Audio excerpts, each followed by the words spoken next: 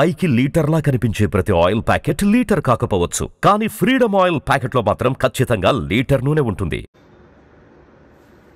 నమస్కారం. పోలీసు వారు రాజకీయ నాయకుల యొక్క చొరవతోటో లేదా ఏదో ఒక వ్యవస్థ చొరవతోటో వారి యూనిఫామ్ని సంపాదించుకోరు. కష్టతరమైనటువంటి పరీక్షల్లో వారు ఉత్తీర్ణులై వారు ఆ అర్హతని సాధిస్తూ ఉంటారు.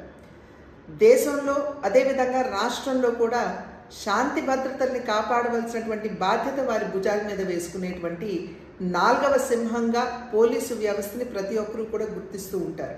వారి ప్రాణాలని ఒడ్డి శాంతి భద్రతల్ని కాపాడటంలో వారు ఒక ప్రధానమైనటువంటి భూమికని పోషిస్తూ ఉంటారు.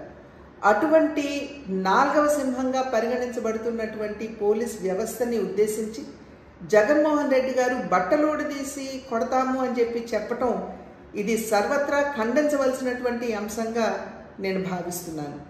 ఈరోజు ఏదైతే రామగిరిలో జరిగిందో, రామగిరి సత్యసాయి జిల్లాలో ఉన్నటువంటి సందర్భంలో సత్యసాయి జిల్లా ఎస్పీ ఒక మహిళ అనేటువంటి విచక్షణ కూడా కోల్పోయి ఈ రకంగా వ్యాఖ్యానించడం అనేది ఇది సమంజసం కాదు అని చెప్పి జగన్మోహన్ రెడ్డి గారికి తెలియజేస్తున్నాం.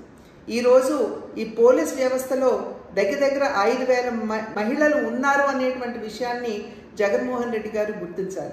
ఇది కేవలం మహిళలు మాత్రమే కాదు, ఆ వ్యవస్థలో పనిచేస్తున్నటువంటి మహిళలు లేదా పురుషులకి సంబంధించి మాత్రమే కాదు, అసలు ఆ వ్యవస్థను కించపరచడం, ఈ రకంగా వ్యాఖ్యానించడం అనేది ఇది ఎవరూ కూడా స్వాగతించదగ్గ విషయం కాదు అని చెప్పి తెలియజేస్తూ ఆ వ్యవస్థకి ఇవాళ జగన్మోహన్ రెడ్డి గారు క్షమాపణ చెప్పాలని చెప్పి భారతీయ జనతా పార్టీ డిమాండ్ చేస్తుంది.